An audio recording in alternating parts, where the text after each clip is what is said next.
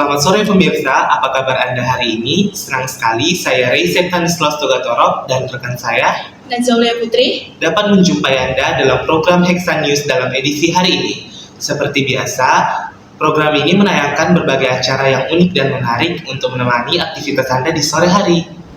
Pemirsa, sebelum kita masuk ke dalam acara inti dan seperti yang kita ketahui, terdapat berbagai jenis pelatihan MSDM yang perlu ditingkatkan kembali dalam memajukan organisasi atau perusahaan. Nah, kira-kira apa itu ya pelatihan karyawan dan apa-apa saja jenis-jenis dari pelatihan karyawan itu sendiri? Baik, kita sudah terhubung dengan rekan saya Adha Mayundari. Adha, apakah bisa dijelaskan terlebih dahulu apa itu pelatihan karyawan beserta dengan jenis-jenisnya? Baik, sudah tersambung ke acara. Terima kasih, Rey. Adapun pengertian dari pelatihan karyawan adalah program yang dirancang untuk meningkatkan pengetahuan, keterampilan, dan sikap karyawan agar mereka dapat bekerja secara lebih efektif dan efisien. Pelatihan ini membantu karyawan dalam mempelajari keterampilan dan meningkatkan keterampilan yang sudah ada, memperoleh pengetahuan tentang produk, layanan, ataupun proses baru, meningkatkan pemahaman tentang kebijakan dan prosedur perusahaan, mengembangkan kemampuan dalam memecahkan masalah dan pengambilan keputusan, meningkatkan keterampilan komunikasi dan interpersonal, serta meningkatkan motivasi dan semangat kerja. Adapun jenis-jenis pelatihan karyawan ini, yang pertama ada pelatihan teknis, di mana pelatihan ini berfokus pada pengembangan keterampilan teknis yang diperlukan untuk menyelesaikan tugas-tugas pekerjaan tertentu. Yang contohnya seperti pelatihan penggunaan software, pelatihan cara mengoperasikan mesin, serta pelatihan prosedur pemeliharaan dan perbaikan mesin. Yang kedua ada pelatihan keterampilan lunak, di mana pelatihan ini berfokus kepada keterampilan non-teknis yang penting untuk kesuksesan dalam pekerjaan seperti pelatihan komunikasi, pelatihan kepemimpinan, dan pelatihan pemecahan masalah.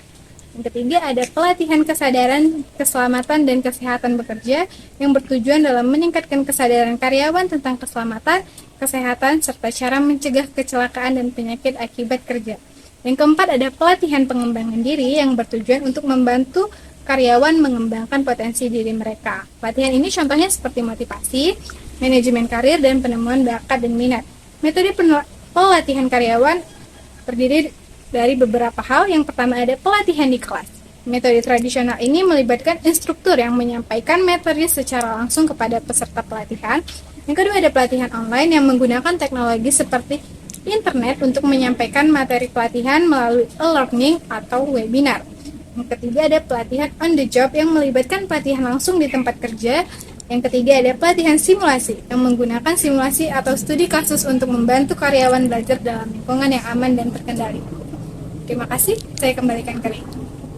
Wah, itu tadi penjelasan yang telah disampaikan oleh reporter kita Adha Mayundari mengenai pelatihan karyawan. Cukup jelas ya. Benar sekali, Rey. Nah, akan tetapi kali ini kita bakal mengaitkannya kepada suatu organisasi yang akan kami liputi pada acara kami kali ini.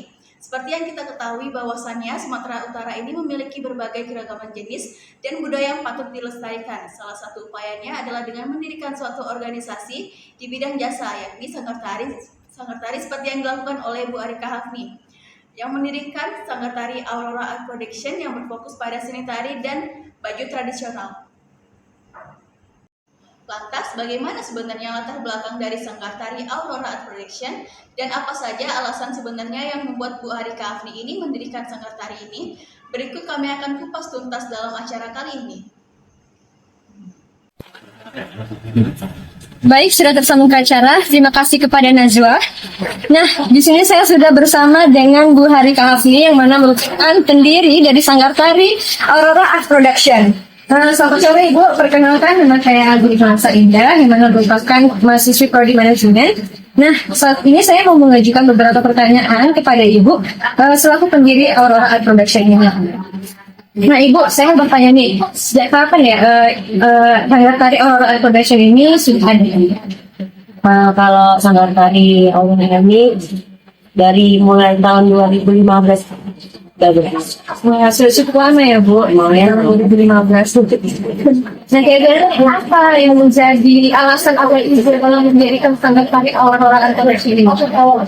Yang pertama, karena memang Ibu jurusan seni, dulu tamatan Unimed juga, Istanbul 2008, jurusan MBS, jadi ya daripada bakatnya terpendam, bakat kita dengan salurkan. Kita buat wadah untuk anak-anak yang mungkin kalau hari minggunya itu nggak ada kegiatan, jadi kita buat wadah untuk mengekspresikan kalau orang itu ada bakat gitu kan. Sini khususnya bakatnya tentang tari. Jadi di situ itu yang pertama, yang keduanya biar ada regenerasi budaya kita supaya anak-anak juga nggak terini sama sama gadgetnya. Jadi sikit-sikit orang itu ada mengenal budayanya itu. Berarti untuk melestarikan kebudayaan saya gitu. Kira-kira ada alasan lain nggak kecuali Pak, keren ya, ternyata ada alumni Unimed yang bisa mendirikan sanggar tari ini, yang mana tujuan itu untuk melestarikan budaya kita. Juga kalau latihan di Sanggar Aurora ini nggak dikenakan biaya sedikit pun, gratis gitu. Jadi kalau kalian tahu dari adik-adik yang mau ke Sanggar Aurora boleh silakan. Bisa kalian, untuk kalian yang pengen melatih bakat tarinya di tempat sanggar tari ini aja gitu. Terutama kalian yang Tembung juga bisa untuk Tembung. Iya, bisa Tembung. Kemudian ada nggak Bu visi misi yang ada di sanggar tari ini?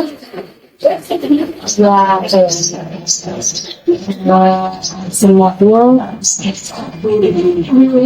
supaya ini aja anak-anak itu nggak hilang itu budayanya. Jadi kita sebagai wadahnya aja untuk anak ini ada hadiah untuk menginspirasi pada itu supaya membangun generasi yang baru juga generasi. Visi misi sekarang tertulis nih ada di sini. Ada itu di dalam, cuman lipat-lipat dari buat juga itu kayak sepadu itu di dalam. Mau itu tapi dari mana lo letaknya? Kalau misalkan kayak tujuannya itu kayak apa ya dia? Tujuan tertulis gitu. Biasanya kan kalau di organisasi itu ada dia tujuan-tujuan tertulisnya itu apa gitu, atau kayak aturan tertulisnya lah. Misal harus online, waktu gitu harus gitu. Untuk latihannya? Iya, aturan yang tertulis dalam tari. Kalau aturan ini sangat sih yang pertama yang penting itu lihat ini ya dulu kalau mau ke sanggar latihan tuh lihat dulu harus santai. Itu juga tujuannya supaya orang ini juga mandiri, biar tercipta tanggung jawab orang ini bisa dari menjadi asal-asal.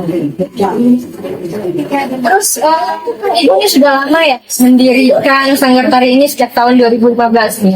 Oke, apa aja nih Bu pencapaian yang sudah dilakukan oleh anggota para penari yang ada di sini?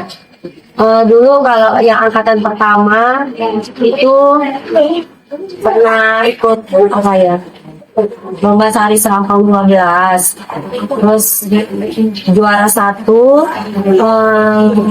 tari Mandailing turun nasional di Bulung itu tingkat kabupaten itu Aurora dapat juara 1.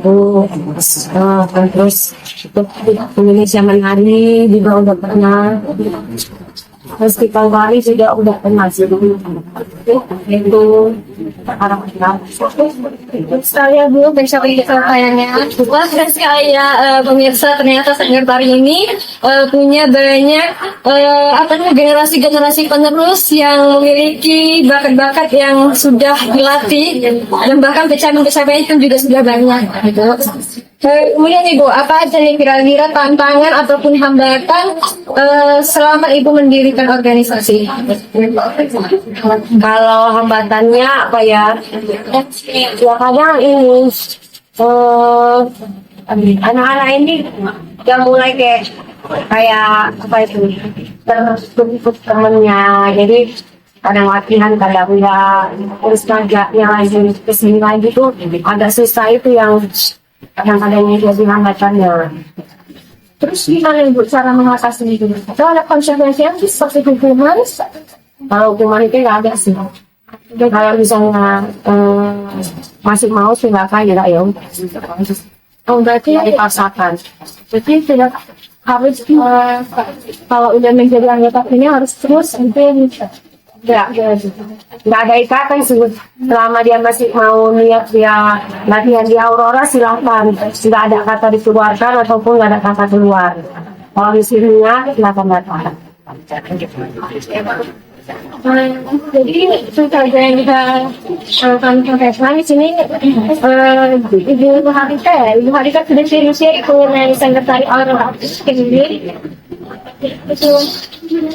Jadi saya kembalikan kepada presentasi. Terima kasih.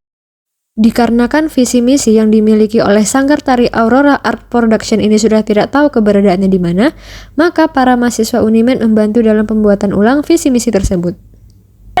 Ini kalau bisa lewat misalnya kita jadi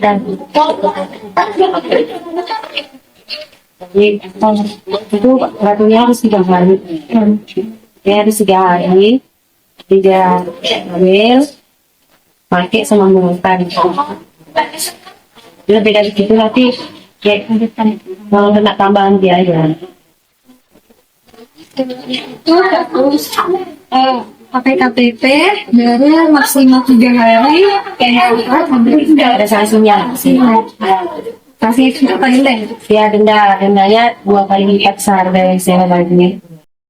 Baik, terima kasih kepada Ajri yang sudah melaporkan langsung dari Rumah Aura, Sanggar Tari Aurora Art Production. Tak disangka-sangka pula, yang mana pemiliknya ternyata juga merupakan alumni dari Fakultas Bahasa dan Seni di Unimed. Wah, keren banget ya beliau ini. Beliau ini merupakan alumni Unimed. Beliau ini mampu menyalurkan bakatnya dengan mendirikan suatu organisasi bisnis di bidang jasa, yakni mendirikan sebuah sanggar tari, sehingga ilmu yang beliau pelajari selama masa kuliah jadinya tidak sia-sia. Apalagi tujuan dari pendirian sanggar tari ini sangat bermanfaat bagi banyak orang. Mulai dari memperkenalkan budaya seni kita kepada halayak umum, melestarikan tarian-tarian tradisional yang mana pada zaman sekarang ini budaya luar sudah masuk ke Indonesia dan mulai diminati. Akan tetapi dengan berdirinya sanggar tari ini, kita mampu melestarikan budaya kita sendiri yang sudah mulai punah. Betul sekali, Ray. Selain itu juga dikatakan tadi tujuan lainnya adalah supaya anak-anak zaman sekarang ini tidak hanya kecanduan pada gadgetnya saja. Iya, benar sekali. Daripada bermain gadget terus-terusan, lebih baik mengambil kegiatan positif seperti mengasah bakat yang dimiliki misalnya saja dengan menari ini, sehingga nantinya bisa juga menghasilkan cuan. Nah, selanjutnya kita akan menghubungkan kepada Olivia dan Mai. Olivia dan Mai, apa nih kira-kira kesimpulan ataupun solusi yang dapat ditawarkan untuk sanggar tari tersebut?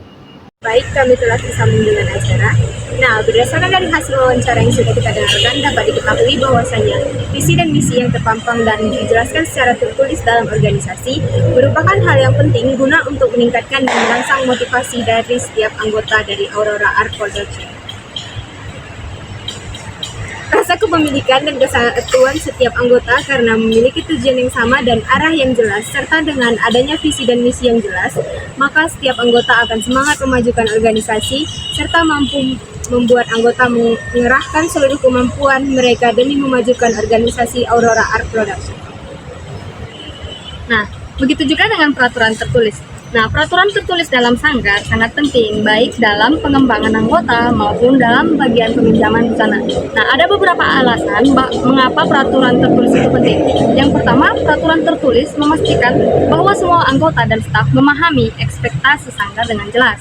Nah, hal ini membantu menghindari kesalahpahaman dan memastikan bahwa semua orang diperlakukan dengan adil dan konsisten. Lalu, dengan adanya peraturan tertulis, anggota dan staf dapat dimintai pertanggungjawaban atas tindakan mereka. Nah, aturan yang jelas tentang perilaku, kehadiran, dan partisipasi sangat membantu anggota untuk fokus pada pembelajaran dan pengembangan mereka. Begitu juga dengan peminjaman busana. Nah, peraturan tertulis tentang peminjaman busana dapat membantu memastikan bahwa busana diperlakukan dengan baik dan dapat dikembalikan dengan tepat waktu. Aturan yang jelas tentang denda dan kehilangan dapat membantu mencegah kerusakan dan pencurian busana. Saya Maisri Handayani Putri Sinaga. Saya Olivia Sembiring. Tim Hexa News melaporkan. Baiklah, terima kasih kepada Olive dan Mai. Sudah kita dengar tadi ya betapa pentingnya visi misi, dan juga aturan yang tertulis dalam suatu organisasi, yang mana tujuan daripada keduanya adalah supaya anggota organisasi semakin bersemangat, termotivasi dalam melakukan kegiatan latihan, dan juga patuh akan peraturan yang berlaku. Begitupun juga dengan aturan tersebut ditetapkan supaya tidak hanya anggotanya saja yang dapat mematuhi aturan tersebut, melainkan pihak yang berada di luar organisasi tersebut. Misalnya saja jika ada yang ingin menyewa kostum dari Sanggar Tari Aurora Art Production, maka mereka juga harus menaati aturan yang telah berlaku. Iya, benar sekali Najwa. Baiklah pemirsa, sudah sampailah kita di penghujung acara. Berita mengenai pelatihan kinerja Sanggar Tari Aurora Art Production menutup jumpa kita dalam acara Hexa News sore kali ini. Saya Resetani Slostolantoro Dan saya Najwa Putri, mewakili seluruh kerabat kerja, pamit undur diri. Selamat sore dan sampai jumpa.